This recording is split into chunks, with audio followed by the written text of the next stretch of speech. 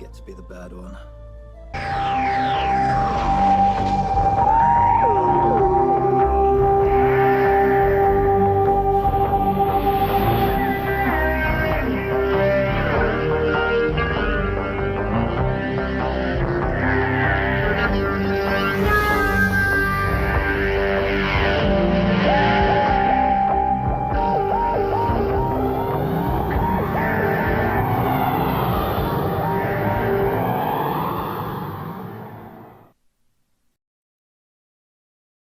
Okay.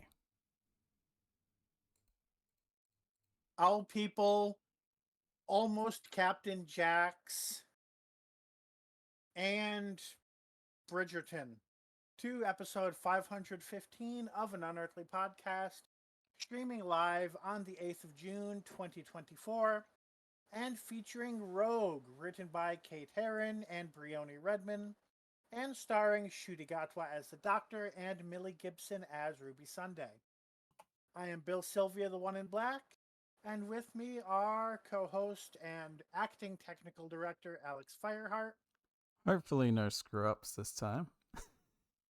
And co-technical director Aaron Romeo Moon Burke. Hello! And I'm so glad I'm not the only one who caught that, Captain Jack.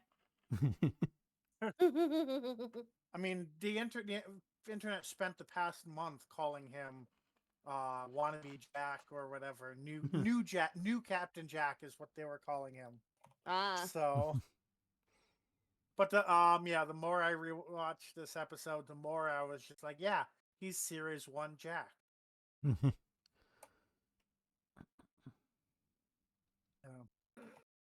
All right. So as we go into our banter, I'll say, after realizing by looking through some past podcasts that sometimes we went up to 30 minutes on our banter, I've officially put into our outline to end the banter by the 10-minute mark. Speaking of which, I've already forgotten to start my stopwatch at the start of the opening theme. So my plan to do the chapters while streaming has already failed. Not entirely a shock. But I'm starting the clock now, so at least we don't go super over on anything. So how's everyone's week? Well, I was supposed to have the place to myself the past 3 nights. Thursday I did. And then one of my sisters decided to come over anyway on the Friday. And then told my mom that she'd be gone the next day. And then after I get home from work, after a while, she shows up again, and I'm like, oh, fucking great. It primarily bugged me because I was hoping that I would actually just, get some peace and quiet and not have to deal with family for a couple of nights. Possibly have people over. But this sister in particular is queerphobic, among other things. So I'm like, you know what? No, I'm not going to have people over while she's over, thanks. So that's going to have to be a discussion when my parents get back today, which it's at the point where, I was told no one was allowed to come over while they were gone, and yet it still happened. So bare minimum, we're getting new locks on the doors so they can't pull that shit. But yeah. So my mental health's been kind of all over the shop, but aside from that, basically just watching wrestling and playing video games and shit, and chatting with people.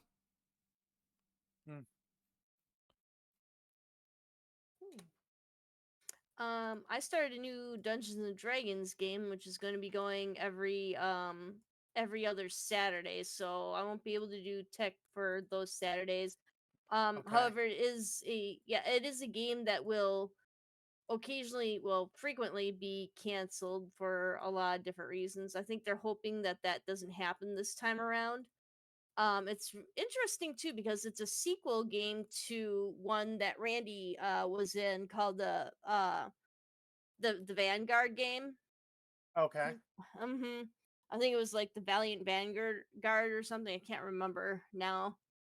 Um, but yeah, these are all new characters, but with some recurring NPCs, including an NPC that started out as a 17-year-old like squire slash kind of cart handler type NPC who got adopted by the group, and now 20 years later, he's like the mayor of the town they founded in that past campaign. So it's pretty cool. And then it's also kind of we're treating it like a city building campaign where we're coming up with all these different shops and all these other NPCs around town and stuff. So it's not strictly like adventuring too. So Hmm.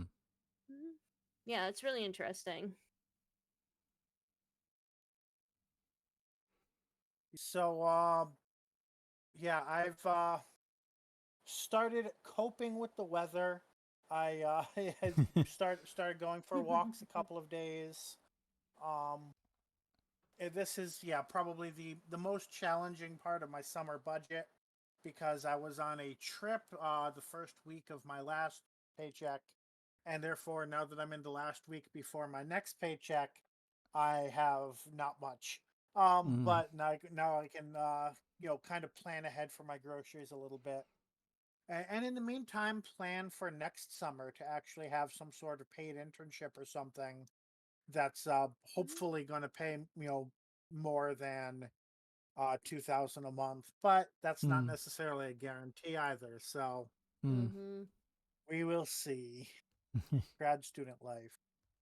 Mhm. Mm. I'm trying to think if I have anything actually interesting to say, but I don't think. Oh, actually, I did submit my master's thesis to my advisor approved it, and I submitted it to the faculty co-reader. So I told him, there's the actual deadline is in about 5 weeks. I'm trying to submit it a week early so that in case there's any unforeseen delays. Haven't heard back from him yet, but there's plenty of time to hear back from him. So hopefully all goes smoothly with that. Mm.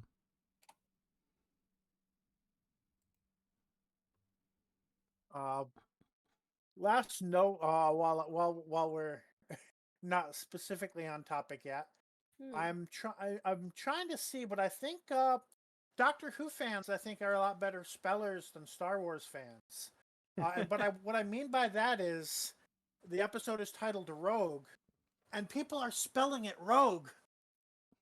And as a Star Wars fan, that is shocking to me and a strange experience because people do not understand how to spell rogue in the Star Wars fandom. I mean, how difficult can it be? They spell it rouge. uh, Now I have to look up how to spell it. Am I spelling it right? It's supposed to be Rogue. Yeah, mm. okay, good. I'm like, how I People mean, how are people they? incorrectly spell it Rouge. mm. Oh, okay. Yep, I get it. I mean that is kind of a common spelling mistake with the word rogue. I mean, I think I've seen people accidentally call the Sonic character Rogue the Bat instead of Rouge the Bat because they misspelled it. All right. On tonight's show, we will cover birthdays and news. So we have, I guess, a medium amount of news. We then have some geek talk, one review of Shame. We do have. Oh, sorry, I skipped it. I was wondering where it was on the list here. I do have a. I am getting on the soapbox today. And then we have our episode summary, review, final thoughts, and ratings. And then our predictions before the two-part finale. So kicking off the birthdays, we have Ian Gelder, whose passing we recently covered. He played Mr. Decker throughout Torchwood Series 3, Zelen in Can You Hear Me, and a few other roles. He would have been 75, but died last month at 74. Then we have Penelope Wilton, Harriet Jones, Prime Minister. Okay, nobody knows who she are. Turned 78. I think I remember her. Wasn't that the one where Series 2 and 4? Yeah. Yeah, Tennant whispers to them like, "Doesn't she look tired?" Yes. Yeah. And sorry, those were June 3rd. I just started reading names and not saying the number. I don't usually do birthdays, sorry. On June 4th, we had Julie Gardner, who was... It's too long of a list, but basically she was a co-executive producer for everything RTD's been involved in, including 4 years of Doctor Who, some extra years of Torchwood and Sarah Jane, and then Doctor Who from 2023 to the present. Julie Gardner turned 55. Then we have Bradley Walsh, who played Graham O'Brien from 2018 to 2022, the entire Chibnall era. Played Odd Bob and other Odd Bob, Elijah Spellman, Pied Piper, and Sarah Jane Adventures: The Day of the Clown. Turned 64. Then we have Colin Baker, who of course played the Doctor from 84 to 86, and other material such as Big Finish. Turned 81 on June 8th. And also on June 8th, we have Peter Grimwade, who directed 4 serials from 80 to 82 and wrote 3 serials from 82 to 84. Would have turned 82 but died in 90 at the age of 47. So happy birthdays to Ian, Penelope, Julie, Bradley, Colin, and Peter. And from that, we go to a lost story. Unearthly podcast is sad to report the death of William Russell. William Russell, one of the last surviving regular cast members from 1963, has died at the age of 99. Russell studied at Oxford University before serving in the Royal Air Force, where he became involved in organizing entertainment. His first credited appearance on television was in Gift Horse in 1952, when television was transmitted live. In 1956, he played the title character in the show The Adventures of Sir Lancelot, which explains why when I Google imaged him to find images of him younger, that did crop up. Images from that. On Doctor Who, the veteran Russell had the responsibility of ad-libbing to keep things moving when William Hartnell forgot his lines. After Doctor Who, Russell appeared in shows such as Dr. Finley's Casebook, Harriet's Back in Town, Crown Court, Professionals, The Blackadder, Robin of Sherwood, Coronation Street, Casualty, and Poirot, with his final appearance being the Doctor Who episode Power of the Doctor. Russell is survived by his wife, Dr. Ethlyn Lewis, whom he married in 1984, his 4 children, and his 4 grandchildren. Of the Unearthly child cast, Russell is survived only by Carol Ann Ford. So rest in peace, William Russell. A day we knew was coming eventually, but still sad to see it. Yeah. I mean, like, it's one of those things where it would have been nice if he'd hit 100, but at the same time, 99, especially with the studio conditions back then, it is kind of a miracle he lasted this long. This means that Tom Baker is not allowed to die in this year. He has to wait at least 1 more year.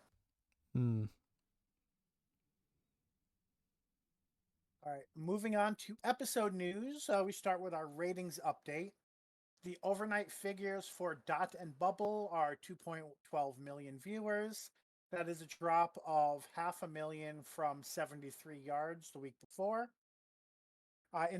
Which, by the way, was up a little over 500,000 from the previous episodes. So 73 yards is the oddity, not dot and bubble. In the 7-day 4-screen figures, 73 yards had 4.06 million viewers. This is up 0.48 million from Boom, which is in line with the 0.58 million increase in the overnight figures. That makes 73 Yards the 12th most watched program of the week on British television and the 5th most watched on BBC One. After Red Eye, Race Around the World, 2 episodes of Britain's Got Talent, The 1% Club, The Great British Sewing Bee, Blue Lights, 3 episodes of Coronation Street, and Have I Got News for You.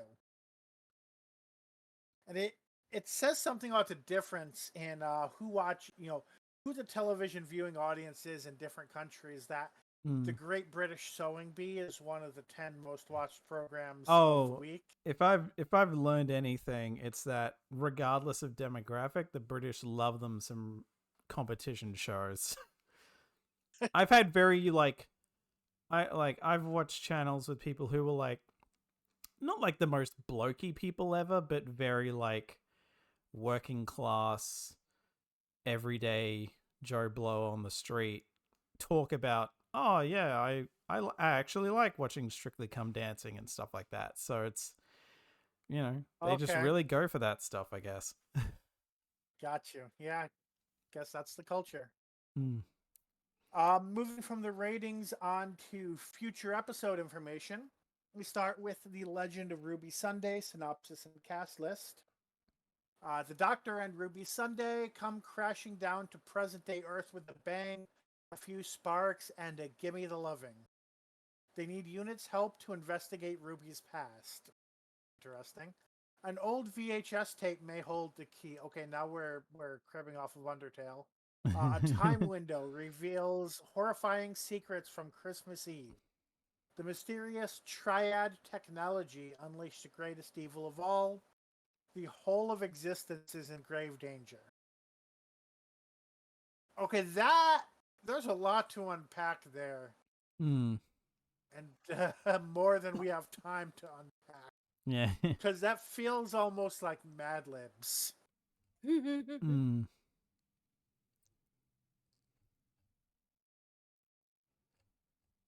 All right. So we've got the Doctor and Ruby, Kate Lethbridge Stewart, Mel, Rose Noble. So these were all we're familiar with from the. We were all familiar with all of these trailers. Colonel Abraham, I believe, is a returning character. Morris Gibson's played by Lenny Rush.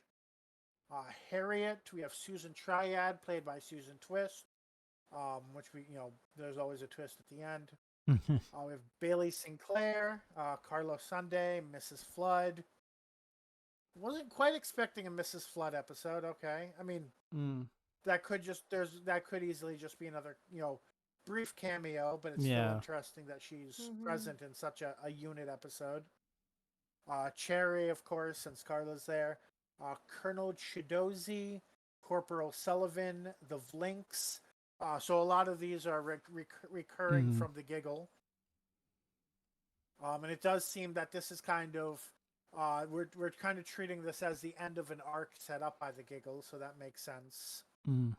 But I don't think that really gives us any indication to answer any of the secrets of this season. Yeah. Moving on to our next article, we have some more information on Susan Twist and her characters. So now here we see that she's playing Susan Triad. And at least the next episode trailer at least made a hint that she didn't understand why she was in all these roles. Whether or not that's true, we're going to find out as the episode airs. But we see some new forms for her, that seem to be relating to the title Empire of Death, the second part of the two-parter.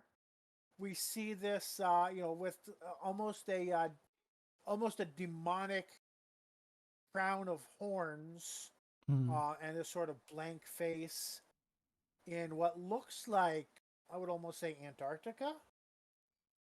And then we just literally see Susan Twist as the Borg Queen. I did see people about the first one making jokes about like Game of Thrones comparisons Mhm. for Okay, for I one can of see them. Yeah, that. it's very, Because or Yeah. she's like, a was it White Walker. the Yeah. Fallen King? I believe is Yeah. what he's known as. Uh, Although it's interesting because I saw someone point out that they thought the things in the background of that shot, they were trying to figure out if they were mountains or pyramids. They look like I snowy mountains to me. yeah, Hmm. I would definitely say either mountains or just like uh glaciers even. Mm. Unless, The pyramids, it almost sounds to me like, I know there are a lot of people that really want to see Sutek come back this season to the mm-hmm. point where they were like, "Oh, that that scene from the Devil's Cord better have been a foreshadowing for Sutek. If that doesn't mean Sutek's coming back, I'll be very pissed off." And I'm like, Mm-hmm. okay, it's a similar plot point. Similar Mm. plot point does not mean character returning. Right. Mm-hmm. Especially since New Who has prior effectively done like new take on a previous idea, like how like Mm. the Ood were kind of a reinvention of the, oh my god, what The was, the Sensorites. Sensorites, that kind of a thing. Mm-hmm. I wonder if this is like a a remake or a reintroduction of the Ice Warriors. Hmm. That would be a super big overhaul, though. Yeah, Which considering isn't real. she's not green and she's not Mm-hmm. Hmm. wearing face armor. I Yeah, doubt like it. short of the One Who Waits being like a really long game thing and we're getting that next season, I'm half expecting that this is Mm-hmm. going to be a the One Who Waits reveal. Mm-hmm. Right. I think it's at least gonna, yeah, I would think at least be in some way related to what the One Who Waits is. Hmm. But yeah, we Soapbox mentions, as Susan Triad, she in the trailer she says, "In every dream I'm there," seemingly in fear of something. So it kind of seems, based on that, it kind of makes it seem like she doesn't understand this situation and doesn't have control over it. Hmm. Um, maybe. And yeah, we don't actually necessarily know if these are forms that appear in the episode. These almost looks like it almost kind of looks like, well, if we went to, Antarctica and we found this version of Susan Twist, and then we went to the far future and we found another version of Susan Right. Twist, rather than them actually being like the actual villains of the episode. Hmm. Although there was something about a time window, so Hmm. maybe. Yeah. Of course, it's funny because now the thing about Moffat making an offhand joke, uh, About after, Clara. yeah, and that makes me wonder. Wait, was that being like him trolling? And technically, this is Right. the That's something I've been Clara-ish wondering about thing. since 73 yards. Because it's like the hiker very much seemed like a regular person Hmm. with no connection to the supernatural. The Yeah. way she just went up and talked to the woman and was scared and everything. Hmm. Um, and then, of course, this, her being, what's her name again? From Dot and Bubble? Oh, I think she just gets called Mummy because we don't get a name. No, I meant her being the mother of, Yeah, yeah. what's her fuck? Oh, Mm-hmm. Bean Pepper, Lindy's Pepper mother. Bean. Yeah, Lindy, there we Lindy go. yeah, Yeah. Pepperbean or It's Bean like Pepper. yeah. Lindy clearly recognized her as her mother. So, yeah, it's Mm-hmm. it does almost seem like either she was Penny split Pepperbean across was a time and name in that. There space, you go. mm, Mm-hmm. It's in or almost the thing. or almost one of those situations where like she's been cursed to like live out a life and then like be reborn in the same body and live out a new life Mm. with never knowing that this is happening to her. Yeah. Mhm. Like those are the main two explanations that make sense to me. Mm. Although in that way it'd be interesting because that means at least two would have existed on Earth at the same time, potentially, possibly three, given the over just like 73 yards. Yeah, Church of Ruby the hiker Sunday and and Susan. this are all modern. Mm-hmm. Yeah, fair In point. a way, it could be like taking over someone who happens to be there to make it look like her, and then like Right. when that's no longer necessary, it just goes back to whoever the person was. Yeah. All right. So moving on from that, we have no Big Finish news. There was a Blake 7 release. We don't really cover those because we're not a Big Finish podcast. And then that was it. Which brings me on to the Soapbox. So this is inspired by today. I went on to as I do sometimes when I'm like doing things where I want to just throw on a video that I'd be interested in. I'd be interested in hearing about, but I really don't give a shit if I miss anything. So I went on to Last Week Tonight with John Oliver. Recently uploaded the first two seasons of the show, right? So I've been using season 1 for that purpose. And today I noticed that they went into the thing that I thought people weren't doing anymore, that YouTube is now making, is making optional on playlists and putting the playlist in the wrong order.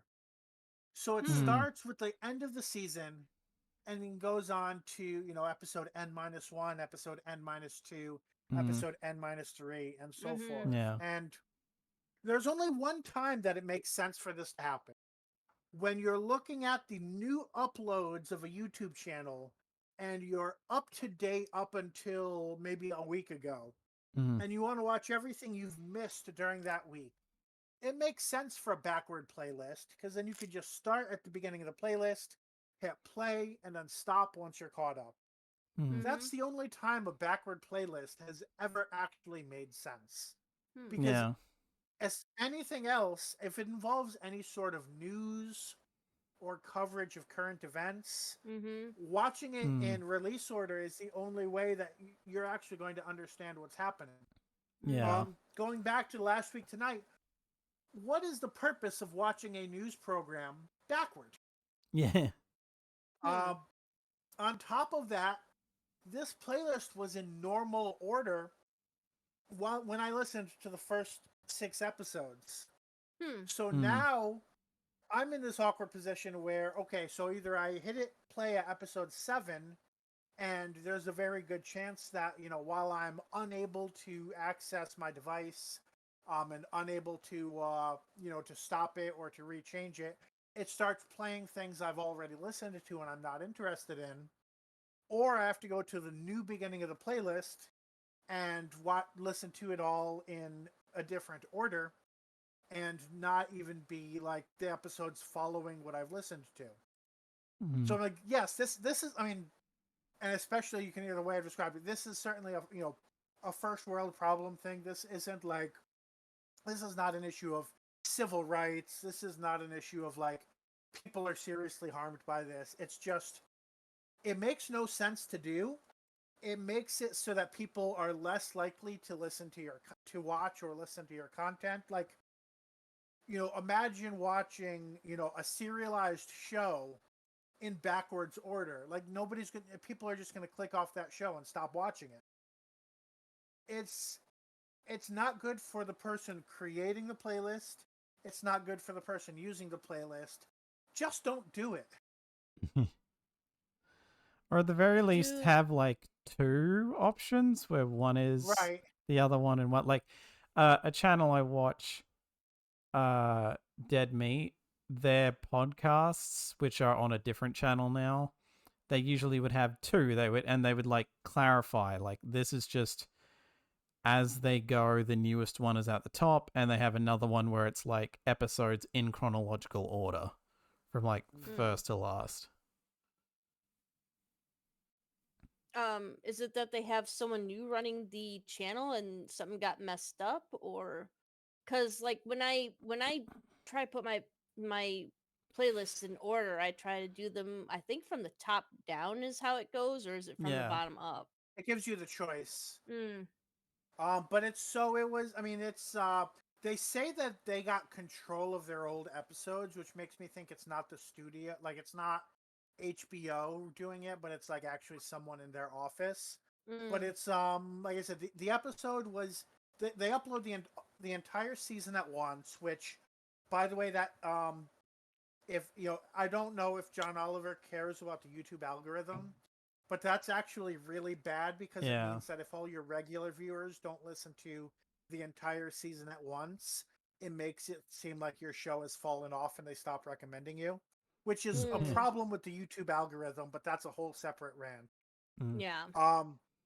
But yeah, it's like they had the playlist in order from episode 1 to episode 24 or whatever for season 1, and then it just reversed.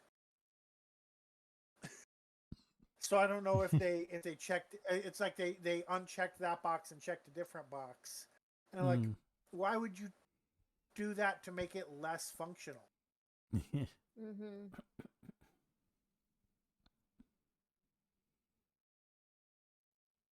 All right, so that was my rant. On to Geek Talk, and okay, I think the rant actually brought us to exactly where we're supposed to be on the on the schedule. So I yeah, see. that's good. I mean, I thought we'd still be a little ahead of things with relatively little news, but that just goes to show how talking about an article can creep up on us. So without further ado, Bad Batch season 3. All right. I'm not sure how far along you are in Bad Batch, Bill, especially with having. I've finished season 2 and I have not started season 3. All right, I will try to keep this spoiler free. It is a darker, like it is probably the darkest season. Um, and you really don't think that the heroes are going to make it out of the bind that they find themselves in. Several times over, like they keep falling. It's not trap, but they keep like getting caught and like I don't know, like trying to escape various situations, which is pretty much the entire series. But um, yeah, like we got to say goodbye to some characters. We get to see some new characters, and then there is towards the end of the show there is has a I will say it does have a relatively happy ending. Um, but watch all the way through the credits too, because there's kind of a mid slash end credit scene that you want to check out because it takes place a few years later, a few years after the end of the final episode. So, and that'll kind of give you an end cap on what's going on. Basically, at that time frame, the rebellion is in full swing, and you know, yeah, I enjoyed it. I thought the characters had a lot of a bit of growth, I would say. Um, a little bit more subtle, some more subtle than others. Um, hmm. Yeah, and I thought that it ended pretty well. So, I would Okay. definitely say check it out. It's not as strong as say Rebels. Um, but it's decent. And that's it for Bad Batch season 3. I'm happy with the ending, I should say. Next is the first it was the first 2 episodes of Mhm. Star Wars Acolyte. Yeah, and don't worry, season or episode 3 will be season 2. Because that's about how many plot points they managed to squeeze into the first 2 episodes of season 1. It's like literally all of season 1 in just 2 episodes. They spoil everything. I didn't think it was that great. Like I've seen worse. I've seen much worse, but like yeah, they I don't has anyone else seen this or should I avoid spoilers on this too? I haven't seen it I yet, have no. not. Yeah. Yeah, you would think. Oh, okay, so the basic premise is that there's a mystery assassin running around killing Jedi masters. That's in the synopsis for the show, even. Mm. So, in which case they Okay. kind of spoil the show too. It could have been it. This could have been a really good mystery, and it's set in Mm. 100 years before the timelines that we've seen so far. The books for High Republic are set 200 years before, and some of them have the same characters and stuff because they're long living species. Uh, but yeah, this could have been a slow burn mystery series, kind of along the way of Andor was kind of a spy series. But unfortunately, they did not go that way. Um, and there's just a lot of stuff that didn't make a lot of sense. Next to no character development. It's just they throw characters at you one right after the other. Plot points that don't really make sense, or that you don't really care about. Like, why would you suspect someone who's the least proficient in the Force to be able to take on a Jedi Master? I don't know. I mean, yeah, I don't know. It's you'll understand, and it does kind of look cheap too. Like people are complaining about the costume designs and stuff, and I can understand it kind of being new and shiny and everything, kind of like Phantom Menace. But it's just, yeah, the clothes don't look like they've been worn in, and they just everything kind of looks cheap and boring and confusing. I don't know, how do you start like a large orange flame in space? I With mean, I understand like no maybe a oxygen. plasma fire or something like that with no oxygen. Yeah, this looks like basically someone built a campfire because main character has to go out is basically a mechanic, has to go out or mechanic has to go fix the ship that they are on. Oh, sorry. Oh no, I knew I was going to run out of time. Anyway, yeah, a lot of like stuff that just doesn't make sense. And that's it All for right. me. Okay. All right. So the first thing for me is the book Legacy of the Crystal, written by the YouTube channel Final Fantasy Union. So this is a nonfiction book written basically a very brief history of each game that is related to the Final Fantasy banner produced by Square Enix. Although it does leave out games like Xenogears and such that I would argue probably should be included. Um, but there's, I think, I put it away. It's on my bookshelf, but there are, I think, 300 books and items in there. Most of them being, I think, mobile games from the past 10 years. It was a very interesting read. So every so often there would be a page, basically almost like an interview or like a testimonial from a content creator of some sort, whether a YouTuber or a somebody who does other sort of Final Fantasy content, um, talking about why they love various games and how it influenced their lives. So it's very interesting. Like as a Final Fantasy fan that wants to learn more about the series or wants to learn more about the community, I definitely highly recommend it. It's a little dry, and by the nature of it, it doesn't go into great detail about anything.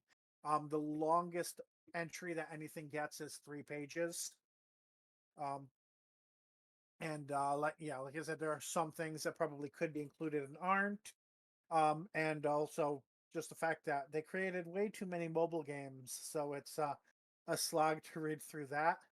But if you want to learn more about Final Fantasy and you want to learn more about the Final Fantasy community on the internet, then it's worth a read. It's also, of course, supporting a great YouTube channel.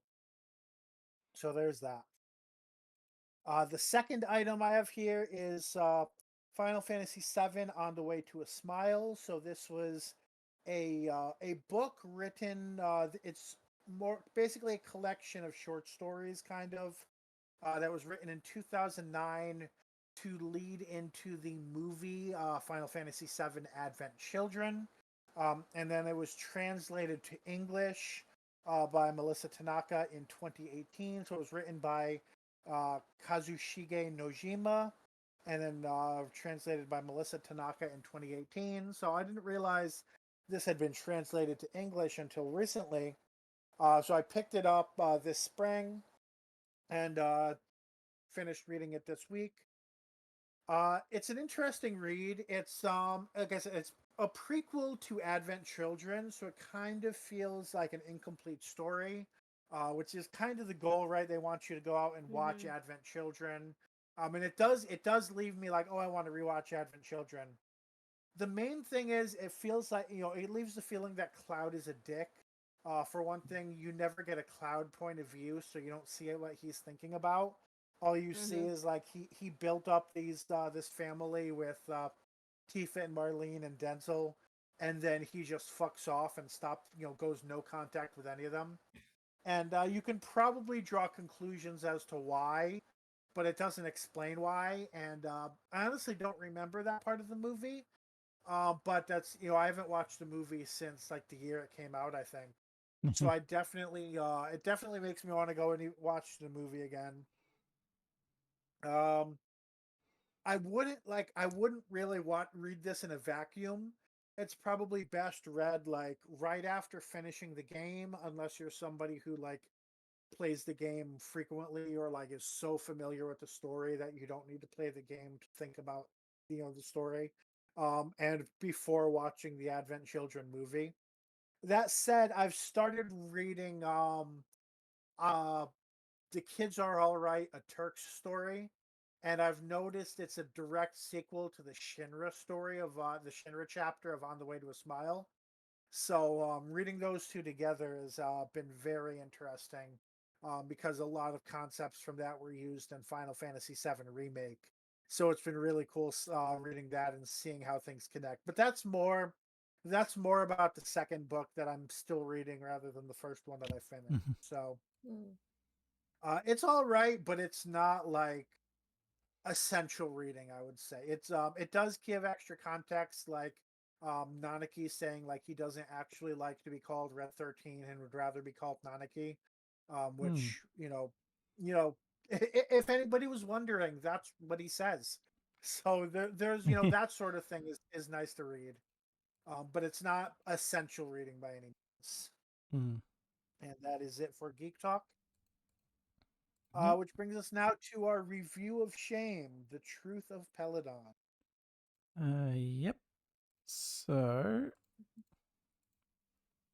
yeah, basically just going right to final thoughts for it, because I realized as I was listening back to it, I haven't really taken note of specific scenes and overall aspects. I guess as an overall aspect, I did enjoy the way the story is structured, or the whole kind of taking this woman through and trying to gradually show her just how messed up Peladon has gotten and why she should help him. But, which I will admit, at first I almost was like, wouldn't that make a bit more sense to do with like the person who's going to be like the new king or whatever? But at the same time, then I immediately kind of backtracked and went, well, no. The way this story is going, it does make a lot more sense. Because this feels like this story is basically saying, okay, get rid of the monarchy entirely. We need to start over. It's actually not saying anything. It's getting rid of the corrupt advisors, the corrupt chancellors, well, rather than having the king be a puppet. To the right. point they don't even mention the gender of the new monarch, because it's like it's irrelevant. The point is, this is a puppet king Right. that actually has no control.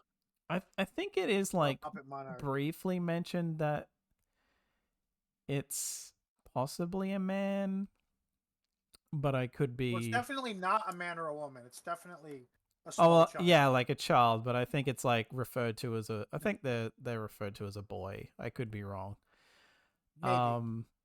But yeah, it's very like I think it's more the doctor didn't want them to kill the kid, but wasn't necessarily saying. But yeah, like I'm at least glad that there's no. Well, come on, we've got to rebuild the monarchy. It's like it feels very seize the means of production. Fuck them. You've got to basically start and like the message that the seamstress has at the end basically feels, at least to me, it came off as very we just need to start over again. Okay. With something new. So at least to me, there was a lot of. I mean, I know I like again. I made the joke of season means of production. It did feel very okay. Fuck the rich. We need to get rid of that way of thinking and be more communal because clearly that didn't work. Which, given that there was at least one or two of the stories in this box set where there was we had an issue with like, or at least the issue came up of it feeling like it was let's reinforce the monarchy, or like the doctor was like the monarchy is good actually. This was very much It's that's very much a theme of Peladon stories that it's the advisor that's evil, the politician that's evil, not necessarily the monarch.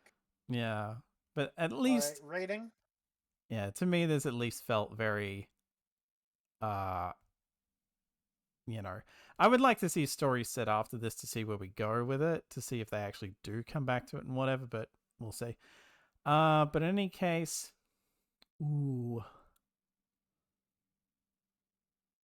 let's see, rating wise. It's kind of going back and forth. But I think this is still solid enough that I'm willing to give it a 4.5. 4.5. That would be the highest rating, bringing us from a 3.83 to a 4.0, making me and Matt officially correct. Yeah, I was definitely waffling between 4 and 4.5. It definitely wasn't going to be a full 5. It is now on par with a lot of things. Let's see how many of them are Big Finish. Light at the End, Destiny of the Doctor, Hunters of Earth, Sixth Doctor, Last Adventure, Stage Fright, First Doctor, Great White Hurricane, Class Now You Know, Trial of the Valeyard, Neverland, and The Sirens of Time.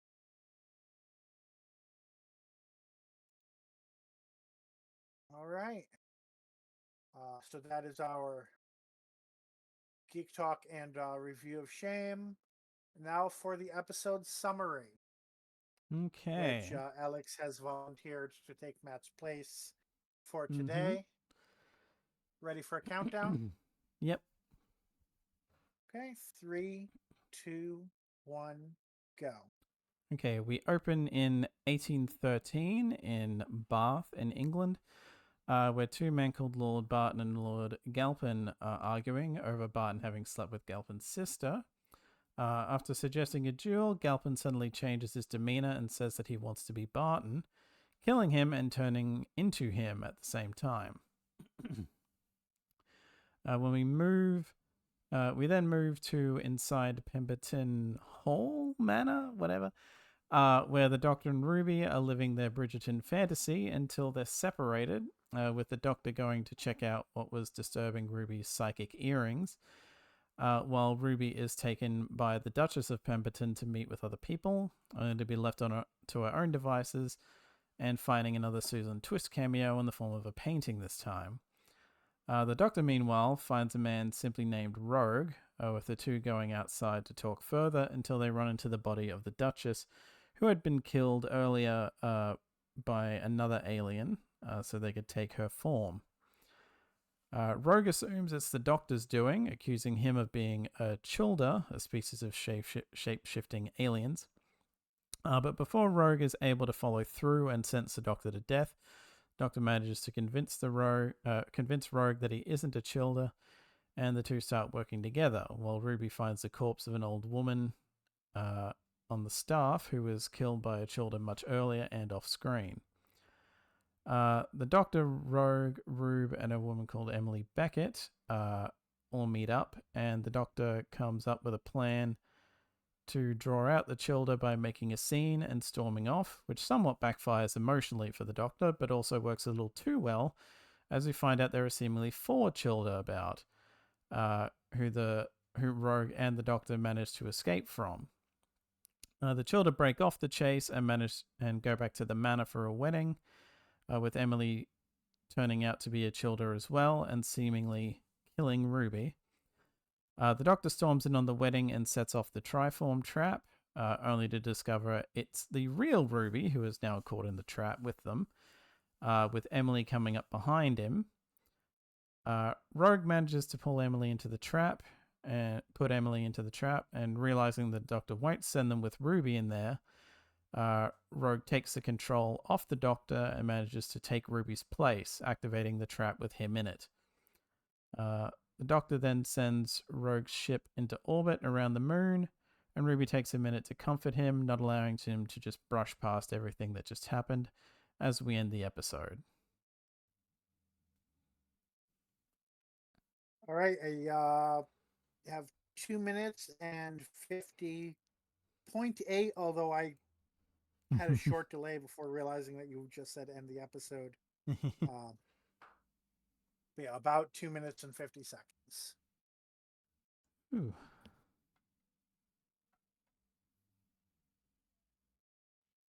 And it may be worth mentioning now, unless is Richard E. Grant going to be anybody's liked or disliked, or any, is it going to come up in the review, or should we I don't talk think about there it is now? a decent spot to really bring it up.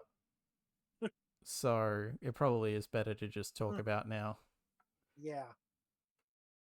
So we have, in some capacity, Richard E. Grant has been canonified as an incarnation of the Doctor.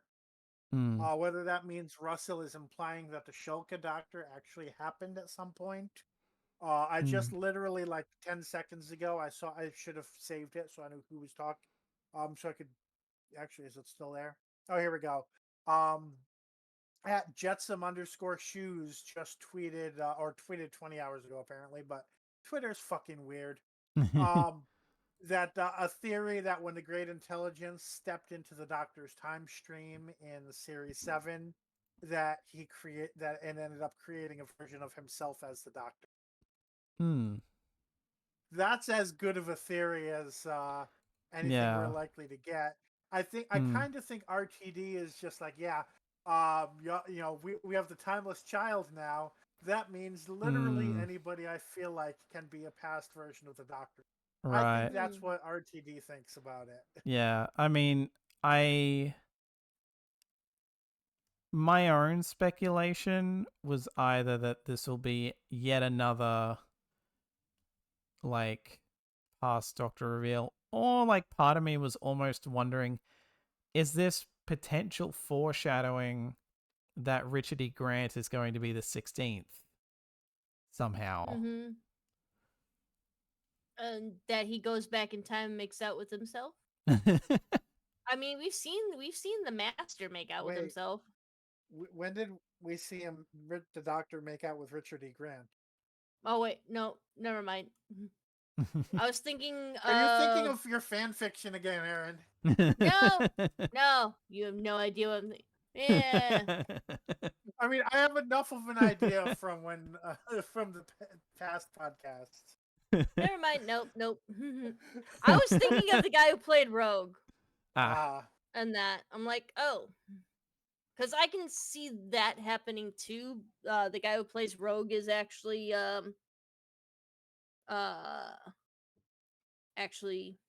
You think My he brain might just died. a future Doctor? Yeah. Some people are theorizing that he's like Captain Jack, but I'm like, I don't think so because he's too much like Series 1 Jack to be Mm-hmm. actual Captain Jack. He could be a similar type of species of human, the same type of human that Jack is. I mean, So from the future. Mm-hmm. given with the one name title, it could also just be that he was. It wouldn't surprise me if there's been speculation of, oh, is he a Time Lord? Because I mean, it's a bit on the nose that a rogue Time Lord would be called Rogue, but still, one word name. So it's like Yeah, you noticed I accidentally almost tripped over myself and almost called him the Rogue in the summary a few Although times. on that note, an interesting thing is when he says like, "Should we tell humans?" Which kind of implies that maybe he's not, because otherwise it seems like he's a human from the future, right? He plays D&D. He listens to Earth music, even though he doesn't know what cosplay is. Um, but it almost seems to imply that he's not a human, but also not a Time Lord. Because he didn't know what he what was up. He didn't know what Gallifrey was. He definitely did not seem to be familiar with a TARDIS. So,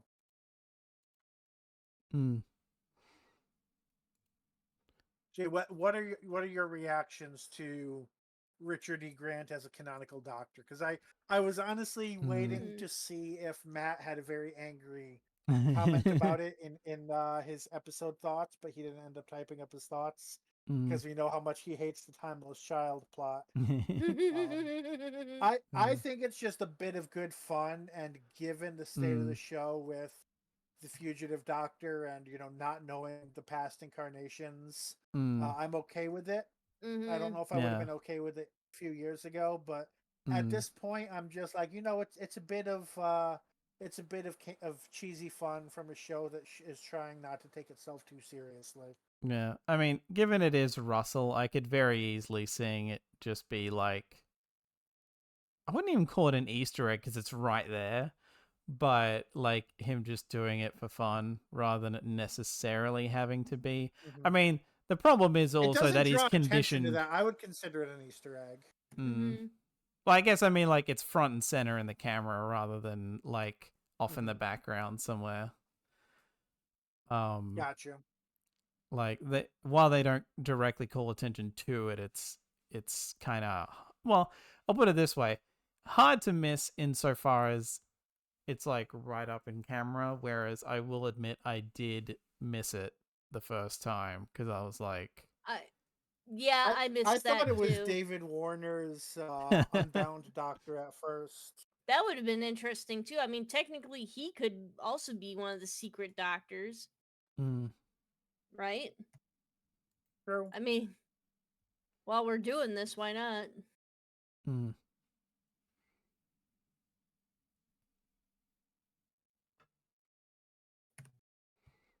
don't know. Like, I'd be okay with it just because, yeah, the timeless child thing has gone on long enough and they've stuck with it long enough that it's just like, okay, we're doing this. I thought it would be interesting anyway. I didn't hate it as much as other people. I haven't actually seen anyone angry about it yet. I've mostly seen people like, "Oh my god, the Shulka Doctor is canon," or just shocked in general at seeing Richard E. Grant there.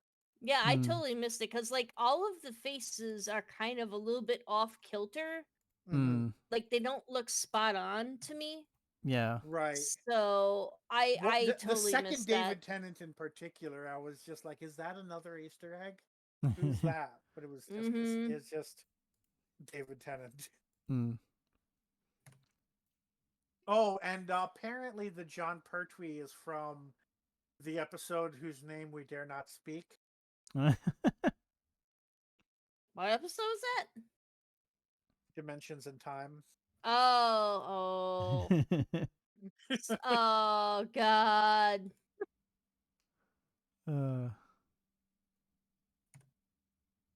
Why? I don't know if that was on purpose by the production team or not, but That'd be hilarious if it was, because it's just like, God, I remember Nash Bozard like commenting, "You get to witness their horrific floating heads in space now," or something like that. It's Mhm. been a while since I've seen any of his stuff, Yep. so The main thing I remember of Dimensions in Time is that I don't think he was even playing the Doctor, because it's like there was the actual episode with the doctors. He wasn't one of the doctors in it, but he still appeared in the special in like a room, like talking to like a host or something. But yeah, I also have not watched that since we reviewed it. And then that review was lost by it was lost by not being made into a Twitch highlight within 7 days or whatever. oh, Thanks, I'm sorry. Twitch. Was that me? No, that was when had sketchy internet that couldn't load Twitch on a regular basis. So I kept Oh, trying to get into Twitch, trying to get into Twitch, trying to get into Twitch, and then the episode was gone. mm. All right. So now that we've taken some extra time for that, let's go right into our episode review. Aaron, what did you like about Rogue, the episode, not the character? Let me see Well, it could be here. about the character. Let me bring up my notes. I've got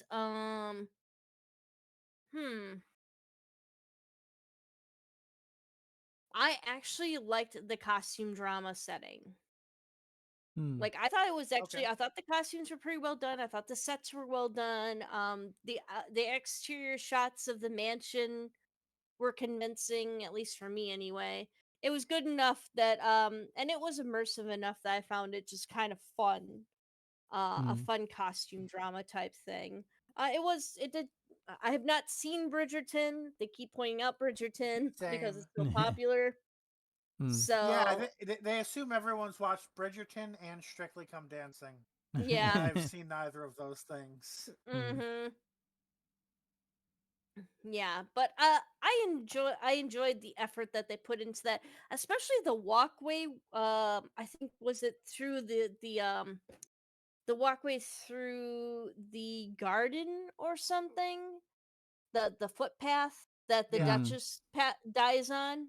Yep. Yeah, I thought that that was kind of cool how they were able to capture how the trees kind of formed an arch, kind of a tunnel uh along the pathway there. So that was actually pretty cool.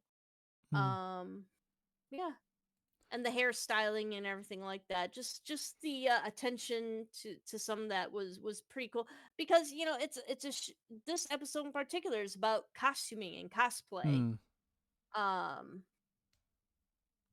and all that. So yeah, it's pretty interesting. Yeah, I mean, if there's one thing BBC production is gonna, I mean, even though this was Bad Wolf, but you know what I mean. Like, if there's one thing they're Mhm. gonna be able to nail in the UK very easily without much effort, it's stuff set in this kind of a time period, because a lot of those buildings probably still exist. It wouldn't surprise me if a lot of these exteriors were just actual locations Mhm. that maybe had to be like redressed a bit to like make it look like less paved roads Mhm. and all that. But yeah, it wouldn't shock me if a decent chunk of this um was either actual locations or based on existing locations, depending on what they needed. Right. Okay. Alex, what did you like? um let's see. To my own surprise, uh the relationship between the Doctor and Rogue. Because normally this kind of a thing, especially because this is only in like this is one episode, I bought it. Like Mhm. like the dynamic between them works really well, and like I've seen some people say that like they feel that it happens a bit quick, and that's fair. And like that should have been split over 2 episodes or something. But I don't think this premise would have really fit 2 episodes. And they counter to that I've seen some people bring up, Girl in the Fireplace. Yeah. Like, same thing happens, same amount of. And you can really just take it as like these are 2 people. Like, I think the way I described it somewhere else is like, normally I have a problem with the Doctor falling for anyone because it just doesn't feel right to the character. And to be fair, mostly it's that it just comes off as robbing the cradle because the Doctor is fucking hundreds upon thousands upon millions of years old at this point, whatever his actual age is, given he lies so much. But you know, between that and that most of his companions are usually young women, so it's very when they try to do stuff like they did with Rose. I'm like, no, thank you. River is kind of weird because he knew her from birth, so that's a bit weird, even though she becomes like a Time Lord, sort of. But this, he was already married to her before she was born. So. But yeah, this, I think I described the dynamic between these 2 as it feeling like 2 war veterans meeting. Just because like these are 2 people who have seen a lot. Like, Rogue is a man who has lived a life before meeting the Doctor. And we also don't know how old he is because it's pretty clearly implied, even though never outright said, that he is clearly not of Earth, and he's not human. So we don't know how old he is. He could be hundreds of years old for all we know. He could be like Jack Harkness and John Hart, who had a time traveling accident and were trapped in a repeating day for 1,000 years. I think they said. But yeah, like, it's just the dynamic worked for me in any case. Like, we'll see if he ever comes back. I hope he does. It seems like it's set up that he will, but yeah.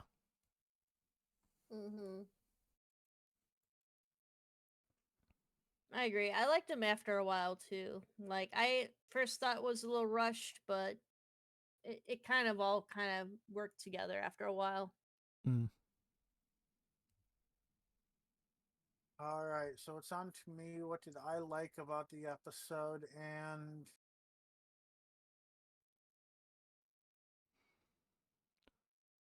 I think I liked the I guess I like the mystery aspect of it. I mean, obviously we see some of who the killers are. I don't know if mystery is the right word, but like the plotting. We see obviously 2 of the killers right off the bat. You know, even before Rogue knows that there's 2 killers. You know, the Doctor and Rogue then find out that there's more than one. And then there's the twist with Emily being one of the Childers, and then there's the other twist with Ruby not being one of the Childers. So I think that's, like I said, not quite murder mystery way to describe it, but it was pulled off well. You know, it was the reveals were paced out well. There was a good balance between like what we know and what we don't know, and what the characters know and what they don't know, and I thought that came out really well. All right, what do we dislike about the episode, Aaron? We're about 10 minutes behind target. Okay. No, actually, no, we're not. We're exactly on schedule, so never mind. All right. Yeah, like, I did not like how they handled the fake out, yet another fake out of a companion's death, for one thing. Like, oh my god, she's dead. I was sitting there, I was like, I know it's not going to happen, but imagine if a companion actually died that way. Yeah, I know. That would have been that would have been kind of. I mean, we did almost see Perry die that way.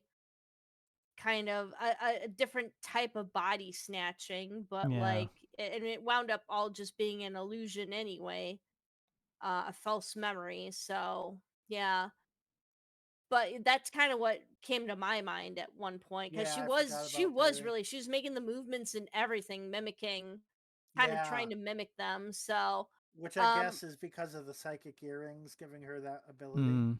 mm-hmm. Um, also with going along with the same thing, how did the doctor mistake the childer uh and think that it had replaced Ruby because Ruby was wearing it was the body that he would have found would have been in the blue dress, the light blue dress, and Ruby was wearing a yellow or a gold dress.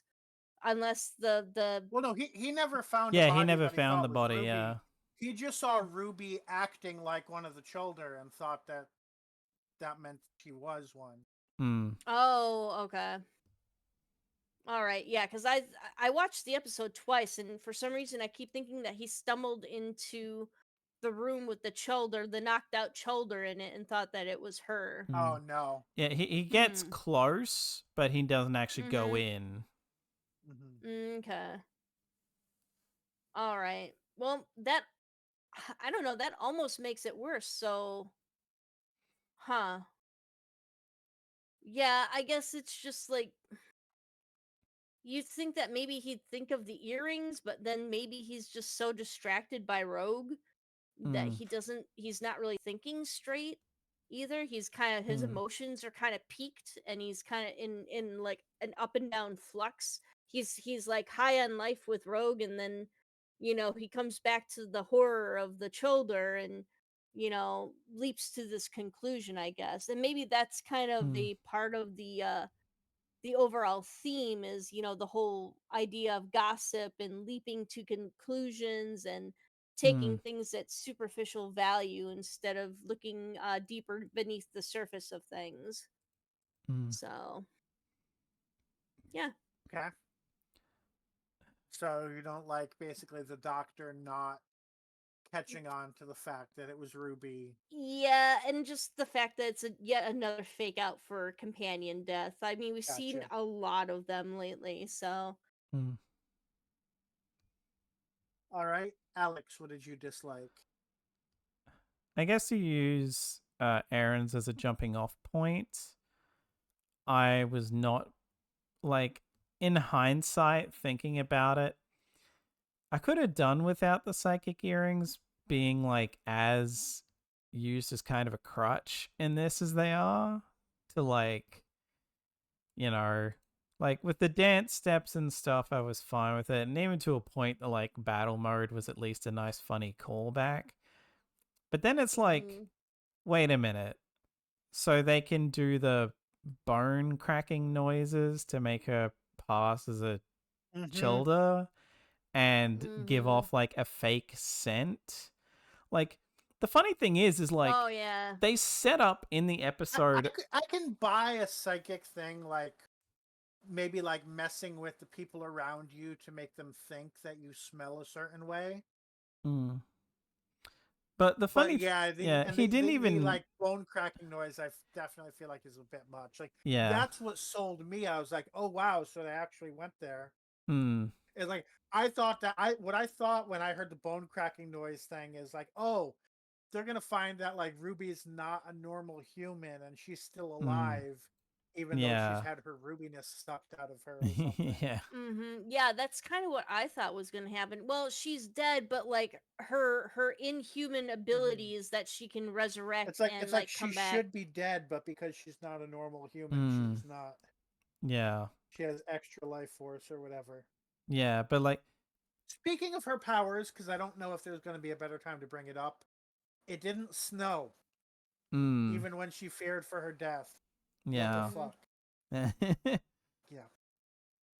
They do seem to have forgotten about that because I think it wasn't. Was it? Was there any snow in the last episode? No, there wasn't. Granted, No, again, she but was last barely in episode it. Ruby wasn't really in any Right. Yeah. danger. But yeah, it's also like the the fake scent, the artificial scent thing, also didn't make sense because like near the start of the episode, one of them realizes, oh, so you're the Duchess now, and then smells her and goes, oh, I should have figured it was you by your scent, and like, so you've already set up that they're not necessarily like always aware. They have to like actively like be trying to smell Yeah. to notice. So if she was just passing off as Emily well enough, then they probably would have just gone with it. So they wouldn't have necessarily needed there to be a false scent. So yeah. It's just again, it's very just like these were doing a bit more legwork than they had to. Gotcha. So I'm gonna say I didn't like the way they used cosplay, and there's kind of two reasons for that. One is just the kind of they really lean into the assumption that they're cosplaying Bridgerton, and what I don't like about that is it's kind of under the assumption that and this is something I complained about during the Moffat era. It's the assumption that everyone in the universe has time travel. Like, why would you be in 1813 with somebody who's played D&D, so obviously he's from the future, and somebody who's watched Bridgerton? Like, they don't even talk about, oh wow, this is a time-traveling race of shapeshifters, and that's why they're so hard to track down. No, it's just kind of treated as normal. Yeah, obviously, these time travelers have seen Bridgerton, which isn't going to come out for another 200 years. Yeah. What would be unusual about that? I will admit that never like for whatever reason that never clicked, but like now you bring that up, that is very like, yeah, what the hell? Like, especially because by the time the like he's like, oh, the radio waves or whatever the hell like take forever to reach, like would be beamed out. But even Futurama had a joke of like a show that before Fry got frozen didn't reach those aliens that decide that no, you have to make a new episode of that single female lawyer show or whatever. Yeah, it's like going the wrong hundreds or direction in thousands of time. years later. Right. The other reason I had the issue with it, and I couldn't quite figure out why it bothered me until someone pointed out, this isn't cosplay, this is LARPing. Yes, there's costume involved, but they're role-playing the lives of these characters. Like, cosplay is just, oh, I want to look like this character. What kind of materials or effort, how close can I look to the character? How good do I look at the character? Maybe if you want to take it a certain way, can I make money off of looking like this character? Sure. But they're role playing. They're acting out the lives of characters, and they're wanting to do things with it. So it's like the whole premise is not matching the terminology they're using. I mean, it's interesting you point that out because I have costumer friends who were thinking of getting out of costuming because there was a new sorry. It was actually a thing where they were going to get this person was going to leave costuming because it had become to the point where you were expected to also LARP as the character that you were costuming as, and for them that wasn't costuming. A lot of conventions and stuff that had become the culture of cosplay was actually LARPing as the characters now. Yeah. And they didn't like that. That's not what they got into costuming for. Especially, Right. if you're running around as Cinderella and you're expected to act, like a Disney costumer. Like, I can't remember what they called the people in the costumes and in Disney parks. Aren't they players or something? Cast members. cast members. Yeah, if you're expected to act as a Disney cast member, they didn't want to be responsible for, you know, turning down a photo op for someone's kid and then getting into trouble or having to deal with an angry parent. Mm-hmm. That type of deal.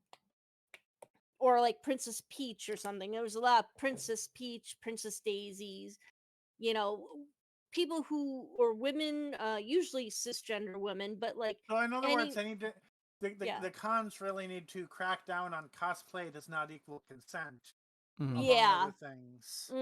Yeah, pretty much. And it was just like, and it's also part of the competition. Like, even in hallway competitions and stuff, you were kind of expected to kind of carry yourself like the character and stuff like that. There was a lot of pressure.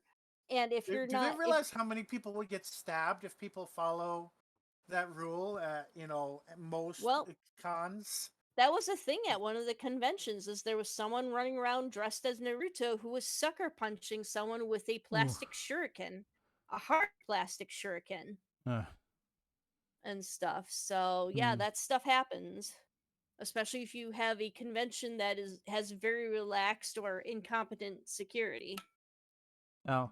So, but Um, but I think that's I understand where you're getting at too, with the whole LARP thing too, though, Bill, and it's something that has come up in the costuming community, which I think is kind of what they're so trying to actually, address that makes here. it even worse because that's saying BBC is promoting a harmful culture that's grown around in certain spaces.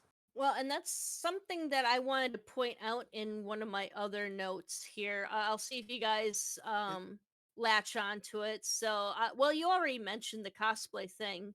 Cosplay this planet to death. I think the bad guys in this show kind of reflect the bad behavior of bad cosplayers and bad costumers. Mm. They're jealous. They dictate who can and who can't dress like which character. Like, no, I own that character, you can't dress like them, especially if hmm. the other person happens to dress better than the person who's like trying to put the And kibosh you know on what? Mm. everything. That I could like actually see that as intentional because even we even get a hint of that with the human, the Duchess, when Mm-hmm. Mm. she's like, wait, I need to stop everything I'm doing and chase after this lady to point out she's wearing a dress that I wore last season. Exactly. Like, it's like I said, it's basically what else? There's the whole costumer pecking order. Like, I get to Mm. choose what I want to dress as, or we're going to fight over this costume, and you obviously Mm. you can't have more than one See, costume in the show. and And see that, that's and the good cons. There are at least 5 Deadpool's. yep. Moving on from that, that was what we disliked, right? So next is Mm-hmm. Aaron's favorite scene. All right, favorite scene. Um, hmm.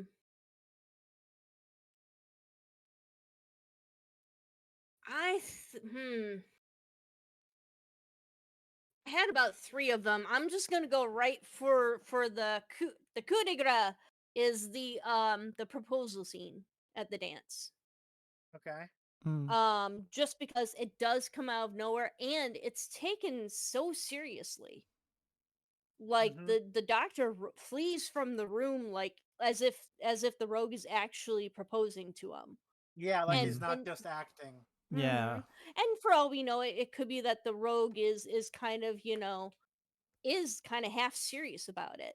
Which, Mm. if that's the case, then this really is a whirlwind romance. Yeah. Especially because he So, even he even did specifically say like, yeah, they're doing this kind of play acting. I can't. So Right. hmm it's more likely that that was coming from a genuine place. Well, that and also I hmm think the ending also kind of hints that he Mm. was hmm he more towards something actually serious than just going along with it. Mm. Yep, it catches you off guard, and it does. I think it actually sweetens the romance, and it makes it much more serious. It's not just a fling. It's not Mm. just, another Jack. This is why he's not Jack Harkness. Yeah. You know, he's not just going to bed you and then run off. That's a good point. Yeah, that's a Hmm. very big. Like in so many ways, he has so many similarities with pre-companion Jack. Hmm. But even, I mean, no version of Jack Harkness was willing to commit in the way that Rogue seems to here. Yeah. Mm-hmm. Yeah. All right, Alex, favorite scene.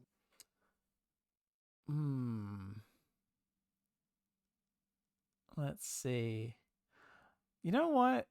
I'm gonna go with Emily revealing herself to be a Childer because that actually caught me off guard. Like I did not see that twist coming until like right as it was happening.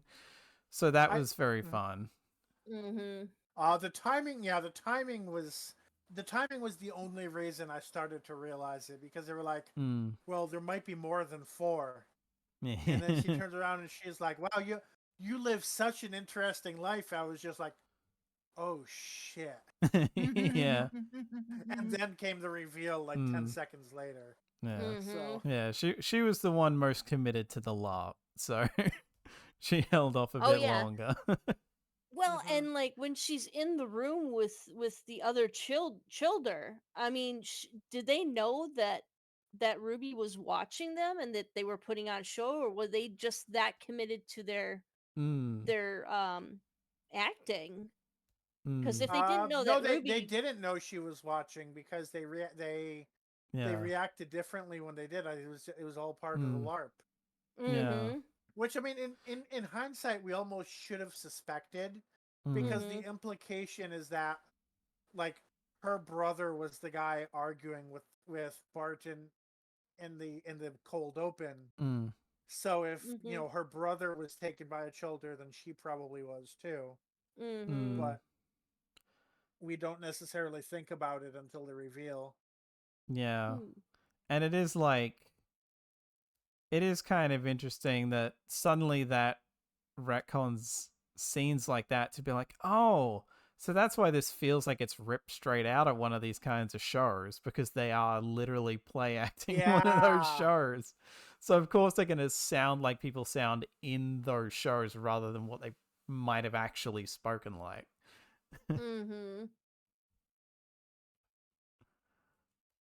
So I think I'm going to go with the sequence. It's kind of longer than just one scene, but you could kind of consider it one scene. It's basically from the Doctor and Rogue realizing that, like, each other are something unusual, and trying to suss each other out, up to the point when they're both accusing each other of being the killer.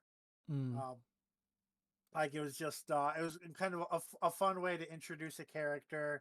um I think it's been a while since we had somebody really, like, suspect the Doctor in that way. And, in that part, especially as that type of misunderstanding where you can kind of see how they got there, Yeah. but they're just mistaken. So it was kind of a funny way to do it. All right, least favorite scene, Aaron. Okay, least favorite scene. You already hinted at the cosplay stuff, so, and I already stated that. So I'm gonna go ahead and say the thing that really caught me off guard, other than the one thing that I also wrote, is the faces of the doctors just don't look right. They look so weird. Like like the hair looks like it's plastered down on their heads. Unless they're all or almost all of them are taken from the special. Yeah, like I mean, it's mostly just that they're, it's a low quality hologram. like William I mean, Hartnell's looks like he's wearing a wig. yeah. And like He is. Tom Baker, did you see Tom Baker's? I could barely recognize Tom Baker's face. Really, Tom Baker looks. Tom Baker was one of the stood out ones to I me was got. that it looks like, it looks like when he was the Doctor rather than being from after the fact. Like, I don't know. They just. Paul Yeah. McGann, I had trouble pointing out. Like some of them are fine, and then there's ones like Matt Smith's. I was like, oh, that's a bit rough. Yeah, that one looked rough too. So you thought that the quality of that was bad enough it detracted from the scene? Yeah, I think they could have done a way better job on that. So, like, I understand it's supposed to be a rough hologram, but there was just some bits of information about it that gave it a very uncanny valley look to me anyway. And I was wearing my glasses and everything, and I watched the scene twice. But geez, it just. Yeah. Yeah, most of them did not look like I could pick out certain aspects of them, and that's how I knew which doctor it was supposed to be. Like Peter Davison to me looks like the most the most recognizable, I think. One of them. Anyway, I think Peter Capaldi was another one that I thought looked okay. But like I said, Tom Baker didn't really look like Tom Baker to me. Peter or The John funny thing is, Pertwee. I'm looking at the title card right now, and all you can see is Tom Baker's nose, and that's enough for me to say that's obviously Tom Baker. Yeah, like it feels like I think part of the problem is that the holograms that are floating around in a circle, whereas if they'd been like static images on like screens around the place, it would have been fine. And the camera's not stable either. The camera moves around a bit during that scene. So if they'd been like static and like scattered around the room in a big circle, maybe that the camera panned between, maybe that would have worked better. I mean, I will say this was mine as well, so I'll just tack on the thought of before like picking something else, I'll just tack on the thought of it really, I don't know what I don't really want to call it OCD because that's very overused when I don't know if I even have that or not. But it bugged me that those faces weren't in order. They start That in like backward in counting backwards order, and then they just kind of go all over the place. And I'm well, like, I mean, no. it starts off as 1, and then Schalke, and then 4, and then War. So you can just from the first ones you see. Oh no, sorry, it starts with 15. So it's it goes 15, 14, 13. It's 14, 1, Schalke, 4, War. So right off the bat, it's completely random. Yeah. So it's like, what? No. Have it be in at least like descending order or something. But then they would have to justify. They'd have to explain what order the Richard E. Grant fell in.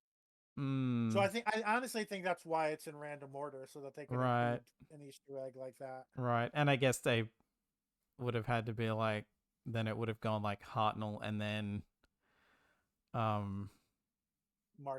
Yeah. Joe Martin. Yeah, I guess for something else,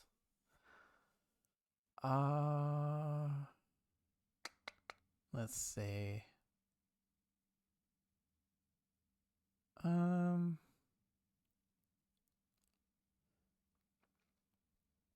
I will say, oh my god. Well, did I want to go with that? God.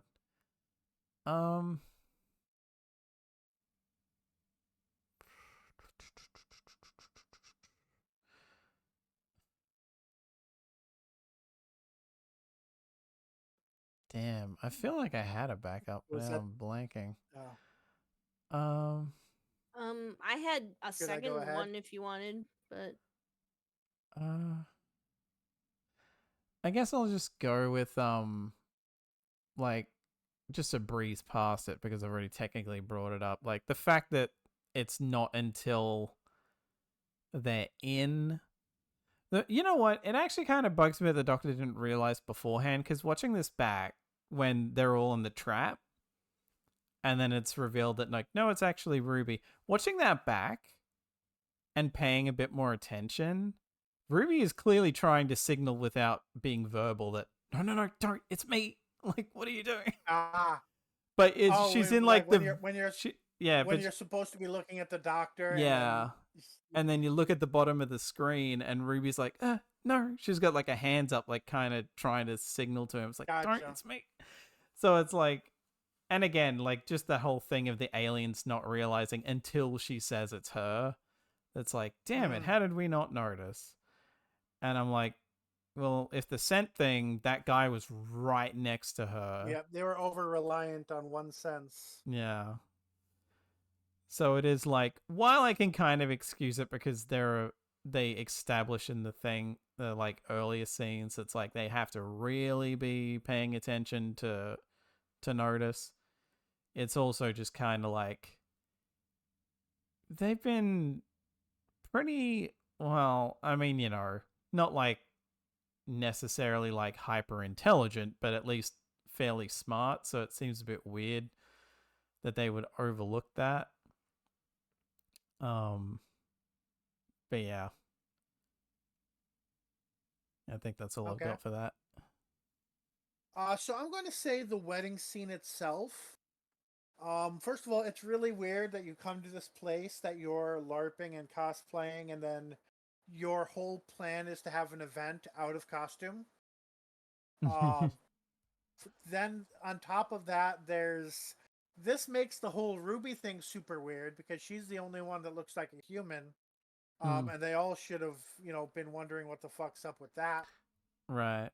Although it's kind of funny, given if they did stick with the original costumes, the question would have been, well, aren't these two actually getting married anyway? That they did the whole scene about not getting married. That's besides the point. Yeah. I mean, but the third thing that's weird about this scene is he does the whole like change now with the minister, and for some reason the rules are different this time, and all he steals is his clothes and I don't know if it's supposed to be like his, if they stole like his knowledge of marriage customs or his ordainment by God, or literally just his clothes. Yeah, I think it was. I think they literally. Yeah, I think it was literally just the clothes at that point because he's like stumbling over the opening to the we are gathered here today stuff. Good. Okay. Good catch.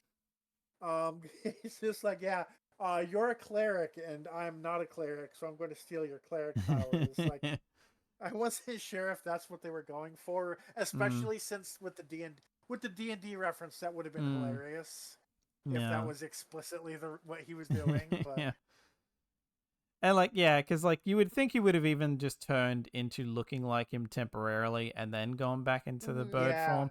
But it feels like, well, we need to keep them in bird form so we know who's actually the aliens, even though it would kind of been a funnier twist if they were all appearing human. And then maybe it's like the trap being set off makes them lose those forms and turn back into owl people. Oh, that would have been interesting. Because then that would have helped and with for the BBC. Yeah, because then that would have been like, then that would have allowed for, oh, wait a minute, that one that's Ruby hasn't changed back. Why the hell's that? Oh shit, it's actually Ruby. I just want to point out another thing, that, the whole LARPing costuming thing, pointing out D&D is a role play game. And they are playing roles. Yeah. Right? So that's another thing that's along the theme of this episode. That I thought it just occurred to me now when you guys were talking about how, yeah, I agree, they just kind of stole his clothes. What does that even mean? That type of deal. So what is going on? What does this even mean? All right. Final thoughts, Aaron. Let me see here. I actually thought it was a pretty good episode. The Rogue also kind of, his mannerism and even his voice, like if I wasn't looking at the screen and knew it was a different actor, he sounds very much like Ryan Reynolds to me. Like the same type of kind of soft voice and the snarky remarks and everything. yeah, it kind of reminded me of Ryan Reynolds. I do agree that Jack kind of begin at start when we first meet him. Rogue feels kind of like Jack Harkness until the proposal scene. I also did not notice the other Childers, like the one that was dressed as the servant, I believe. Hmm. I didn't notice him at all. So but I believe he was kind of like the person holding the wine glasses and stuff at the doorway. Oh, the one they were talking right next to, and it was like, Mm-hmm. oh yeah, that He better was be a just shoulder because otherwise they're giving all their plans in Yeah. front of this yeah. Mm-hmm. servant. Exactly. Hmm. Mm-hmm. And then that should also have been kind of a hint, hint, nudge, nudge. How come, no matter how loyal of a servant you are, if you suspect that your boss is kind of something else and not quite human, you're probably gonna at least raise an brow and be like, "What the fuck is this?" Hmm. So but this is where, um, when was slavery abolished in the UK? Because that might affect Uh, whether what you just said w- is a thing. way, way before the U.S., I believe. I thought the Yeah, but was UK it 50 years before the US? or something. Let me look it up.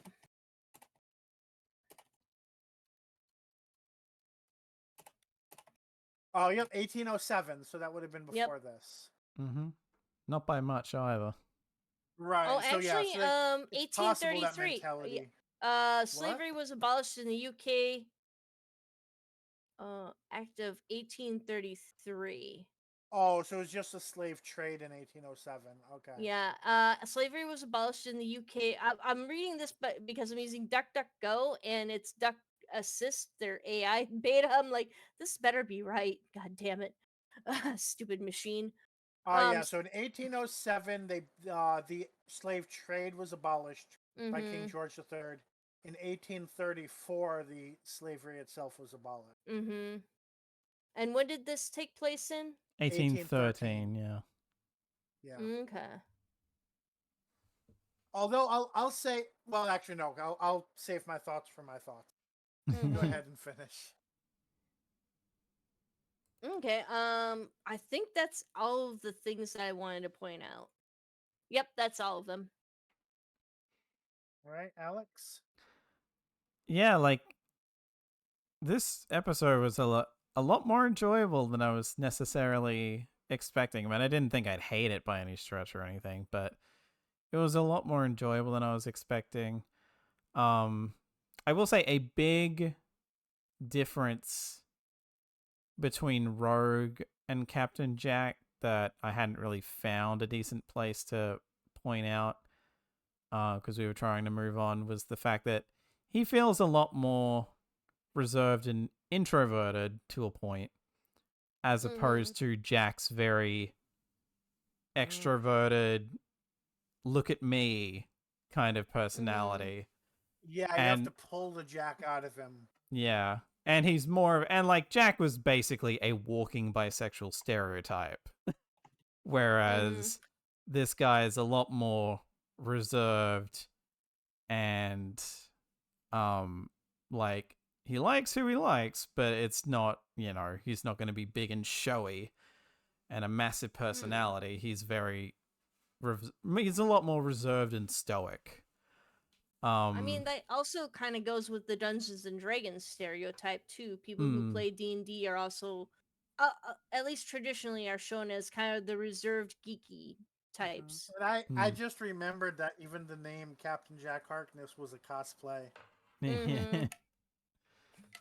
um but yeah, like i I would have to believe with how he exits that this is going to be a thing that we come back to hopefully Mm-hmm. next season, because we've got a hell of a lot to wrap up in the next two episodes.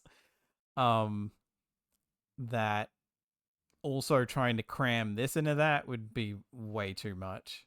Or even additionally the Christmas special would be nice. um but yeah, I really enjoy this. Very solid acting across the board. um there are issues with it here and there, but honestly, a lot of them I'm willing to either like forgive or just kind of brush off because the episode is enjoyable enough for me to overlook it. But yeah, definitely one that I would say is worth watching rather than potentially skipping if people were trying to just stick to the RTD written ones or something. Yeah, I'll agree. This was a good episode. The guest cast, I would say, all of the guest cast was phenomenal. And especially, I don't know if the same actors were playing the human. They probably did. They probably had the human versions and the shoulders, because only one of them really has multiple human bodies. So, and even then, I think it's possible that that was still another shoulder actor. But yeah, the acting was great. The setting they managed to make pop very well. Rogue was a really well written character. And it's really interesting because there's a lot of reason to think that this is kind of how they wanted to write Loki, in some ways. But I guess the Doctor being Loki in that case. But Marvel Studios may not have let them go that far. Um, what else was I gonna? There was something else I was gonna say while Aaron was talking, and then I said I'd save it for my thoughts, and then I completely forgot what it was. Damn it! Because I'm gonna remember after the podcast. yeah, it was related to her least favorite scene, I think. Well, I Well, it was think. during her final thoughts, and I was Oh, like, final "Oh," thoughts, and yeah. then I said I'd save it, Mm. and now I don't remember what it was. Oh, life with ADHD. Um, Mm. but there's no point just dragging it on, trying to think about it, especially since we're pretty close to time. So, yeah, I guess let's move on to our ratings. Aaron, Hmm. how do you rate Rogue? I'm gonna actually say probably around 4.0 for me. 4.0, okay. Mhm. Alex. By virtue of the fact that there is so little that I can really find to complain about, and otherwise I'm fairly solid on it. Otherwise, there's just enough to drag it down a bit, but otherwise I feel fairly comfortable giving this a 4.5. 4.5. And I've been trying to figure out if this is better, if this is closer to Space Babies, which I gave a 4.5, or closer to Boom and Dot and Bubble, which I gave a 5.0. Um, it's tough, and I think I'm going to, at the very least, I think this is better than Space Babies. Maybe that's enough to say 5.0. At least that's what I'm kind of leaning toward right now. So a 4, a 4.5, and a 5.0, which of course makes our average a 4.5. So 4.5 places this at number 86 out of 4. This is our 475th thing reviewed. It is on par with the Utopia trilogy, Zygon Invasion, Zygon Inversion. Now, those are shapeshifters. New Earth, Enlightenment, Resolution, Mission to the Unknown, World Enough in Time, The Doctor Falls, Thin Ice, The Ribos Operation, The Invasion, The War Machines, The Woman Who Fell to Earth, Rosa, Seeds of Doom, Paradise Towers, Fury from the Deep, The Infinite Quest. Well, it's not a regular episode. Um, it is not as good as The Seeds of Death, The Talons of Wang Chiang, Arachnids in the UK, The Ghost Monument, The Invasion of Time, The Magician Apprentice, which is familiar, Return of Dr. Mysterio, or The Ark.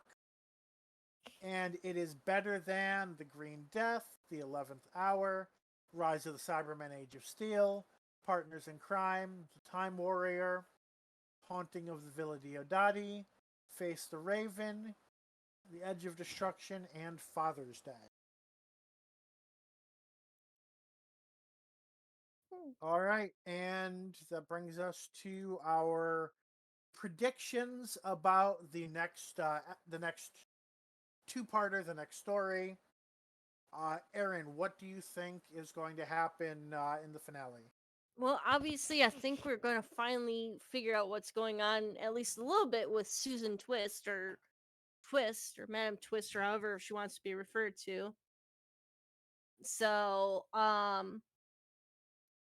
don't know quite what else might happen. Hopefully, we'll get some more insight into Ruby's past and what's really going on with her. At least, I want to know. At least, well, I'd like to know who her mother is, but I don't know if we're going to get that right now. So it'd be nice to know if we had that, and whether or not she's actually fully human. So that's pretty much what I'm thinking. All right, Alex. I am kind of going back and forth whether it's going to be like